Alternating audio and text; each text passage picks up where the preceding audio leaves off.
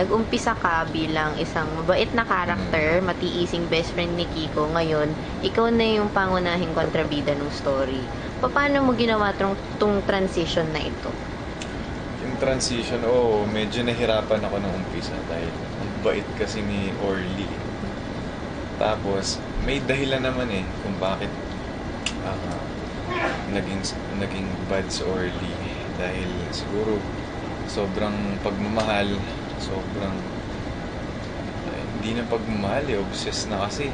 Kasi ang pagmamahal kasi, para sa akin, pag marunong akong magmahal, marunong ka rin magparaya di ba? So, siguro naging obsessed siya, hindi niya kayang mawala yung taong mahal niya, natatakot siya na kasi si Orly kasi alam niya sa sarili niya na hindi naman siya totoong mahal talaga ni Geneva dahil parang pinilit niya lang dati dahil gusto niya makatulong. Gusto niyang mapalayo si Lance, di ba, si AJD. Parang nag-offer siya na magkasal na lang tayo para layuan ka ni Lance. Tsaka papel lang naman to. Pwede, gusto mo nang umalis, pwede tayo maghiwalay ulit. Pero dumating yung point na naging sobrang napamahal siya. Nagkaroon sila ng sariling pamilya. Yung anak ni Kiko, tinanggap na ni Orly. So, nabuo na niya yung pamilyang yun at natakot na siya nang bumalik si Kiko. Doon nagsimulang naguluhan yung isip na Orly, parang kung ang gagawin ko, ayoko na mawala yung taong mahal ko. Tapos ngayon nandito yung Kiko, best friend ko. Parang siguro ganun, kaya siya naging bad kasi may dahilan. Ayaw niya mawala yung pinakamamahal niya. Tapos nung sila na sobrang ang kulit ni Geneva dahil may asawa na siya, tahimik na. Parang nakikipagkita pa siya kay Kiko. So, bad trip siya na paparanoid si Orly kaya siya nagiging bad dahil sobrang pagmahal niya. Ayaw niya mawala yung taong mahal niya, anak niya na pinondohan na niya ng pag-ibig. Oo, true. Tapos mawawala pa. So, ginagawa niya yung lahat para mapasakan niya yung taong mahal. Kumbaga may lalim, may pinanggagalingan talaga Marami yung mga emotions niya. Pero dito, how do you get into character? Kasi ang dami mong eksena na binugbog mo si Geneva, lagi mo siyang sinisigawan, pati yung bata. Paano mo nilalagay yung sarili mo dun sa character na yun bago mag-start? Okay. Kasi si Direk may tinuro sa akin, si Hope. Bait si Orly. Diba? Pero kapag nagalit, unstoppable siya. Or parang si Hope, diba, pagka tao pa siya, diba, ang pamo niya. Tapos huwag mong gagalitin, diba? Ang laki niya. Yun yung iniisip ko. At saka, parang ginagawa, hanggat maaari ginagawa akong totoo yung eksena, yung acting. Para lumabas, para maramdaman ng tao. Siguro, pero ini-exage ko yung galit. Siguro kung ako rin naman yung nasa katayuan ni Orly, di ba, asawa ko na. Alam ko, parang inagaw.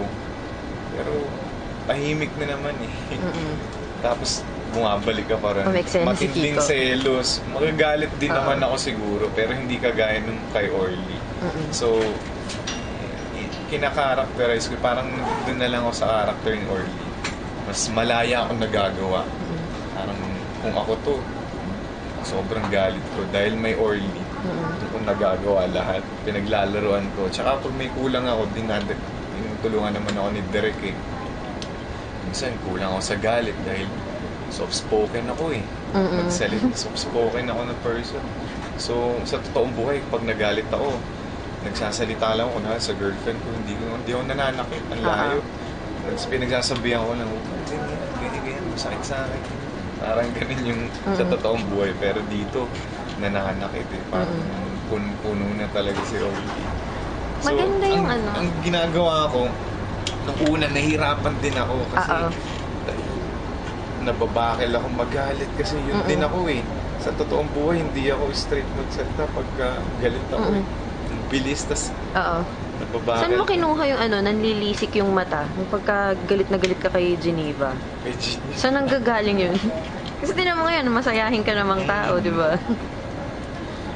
So, siguro sobrang na-internalize. At saka, pinifeed din ako nila direct eh. Inisip na ta. Pero hindi ko na-exage. Iniisip ko. Pag iniisip mo kasi, lalabas eh. Pag iniisip mo na galit ka, manlisig ka, hindi mo na inaarte dahil iniisip mo. Matalas yung mata. Bilang maganda yung reception ngayon dito sa role mo na bigla ka naging kontrabida, maganda yung pagtanggap ng mga tao. Tingin mo marami ka pang paparating in the future na kontrabida roles? Tingin ko, gusto ko. Mas gusto mo mag-focus din sa pagiging Oo, kontrabida? gusto ko. Parang first time ko ito nasimulan ko yung gusto. Tsaka challenging sa akin dahil di ba nga sabi ko soft-spoken ako, biglang ganun na ako. Truly. So nakaka-challenge para sa akin itong role na to.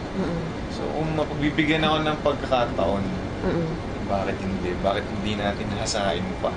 Kung dito si Hulk ang sinabi nila direct na pwedeng peg. Peg. Isang revelation din sa amin dati, tatandaan namin ng Patient X, si Kratos naman.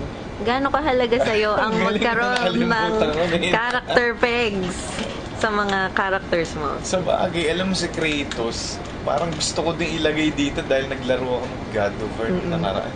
Lagi siyang galit, mainit yung ulo, wala siyang pasensya. So nakakatulong din dahil yung boses niya, yung ano niya, yung pinaglalaban niya ni Kratos, yung dangal niya, parang ganun. So dito, pinaglalaban ko yung pamilya ko, yung pinundar ko sa kanila, yung pagmamahal ko na sobra. Kaya nagiging bad ang character. May dahilan. Kumbaga, yun, parang ganun. Tsaka maganda yung may dahilan nga eh, yung kaya bad, yung ma-acting ka lang na bad ka. Maganda yung iniisip mo yung story. Dahilan kung ba't siya bad, yung paiintindi sa mga nanonood. Ganun. Today, medyo mabigat-bigat ang gagawin na naman ni Orly kay Kiko. Ililibing. Ililibing ng buhay. Paanong paghahanda ang ginawa mo dito? O dapat bang si Kiko ang maghanda kasi siya ang ililibing? Paghahanda, ganun pa rin. Kaya may dahilan din kasi ang kulit na yung dalawa. Nagkikita pa rin sila. So, gumawa na ako ng paraan na hindi sila makakawala. Di ba? Praning eh, no? Praning. Sa ilalim na talaga ng lupa eh. Oo. Sobrang praning lang ng Orly. Ano naman ang feeling na last taping day mo na? Parang nakita ko kasi naging you grew into the character that you are right now.